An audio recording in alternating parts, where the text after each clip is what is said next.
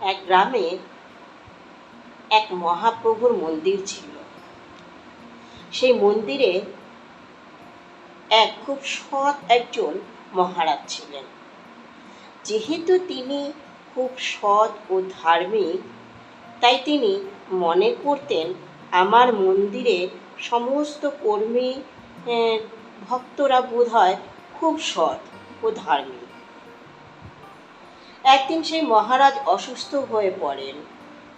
দেখতে দেখতে বেশ কিছু বছর চলে গেল।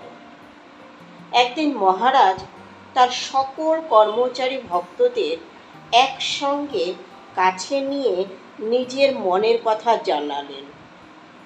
তিনি এও জানালেন যে তিনি বেশি দিন বাঁচবেন না, তিনি দেহ রাখবেন। তাই এই ভক্তদের বলে দিলেন ওনার অবর্তমানে ওনার মন্দিরের দায়িত্ব কে নেবে। এতে ভক্তরা মনে মনে অসন্তুষ্ট হলেন, কিন্তু মহারাজকে কিছু বলেননি। একদিন সত্যি মহারাজ দেহ রাখলেন। সমস্ত কাজ হয়ে গেল। হয়ে যাবার পরে এবার শুরু হলো অশান্তি। ওই নতুন মহারাজকে কোনো ভক্তকর্মী মানতে নারাজ। আবার সবাই এক জায়গায় বিচারে বসলেন। তাতে দুটি দল হলো। কিছু জন গেল সেই নতুন মহারাজের দলে, আর কিছু জন আবার নতুন করে দল বানালো। দেখতে দেখতে আরো কয়েক বছর কেটে গেল। আস্তে আস্তে ওই দুষ্টু ভক্তকর্মীরা গ্রামের মানুষদের ছলনা করে ঠকাতে শুরু করলো। গায়ের লোকেদেরকে গায়ের জোর দেখিয়ে চাঁদা আদায় করত। যখন তখন মন্দিরের নাম করে টাকা আদায় করত, আনাজ আদায় করত।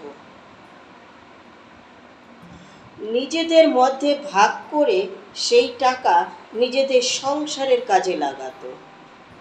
একদিন এই কথা নতুন মহারাজের কানে পৌঁছে যায়। নতুন মহারাজ সকল ভক্তদেরকে ডেকে জানালো, বিচার হলো। অবশেষে দুষ্টদের মন্দির থেকে বের করে দিলেন।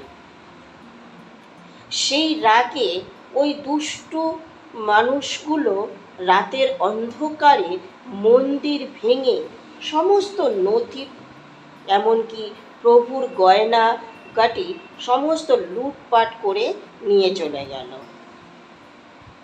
আস্তে আস্তে তারা বেশ ধনী হয়ে গেল কিছু বছরের মধ্যেই। কিন্তু মনে মনে যেহেতু ওরা জানতো যে ওরা চুরি করেছে, ওদের মনের শান্তি নষ্ট হতে লাগলো, শরীর খারাপ হতে লাগলো।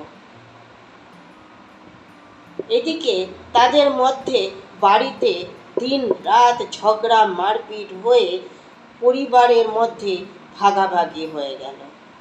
এক ভক্ত স্বীকার করলেন, আর কিছু ভক্ত কঠিন রোগে ভুগতে ভুগতে বিছানায় শয্যাশায়ী হলেন। তাই প্রতিটি মানুষকে বলবো, আগে ভক্তি অর্জন করুন, জুলুমবাজি নয়। ভক্তির নামে জুলুমবাজি করবেন না। আর জুলুমবাজি করলে তা মেনেও নেবেন না। কথাগুলো ভালো লাগলে একটা লাইক আশা করব। হাসিতে থাকুন, খুশিতে থাকুন। কলমেও কণ্ঠে জয়াদে।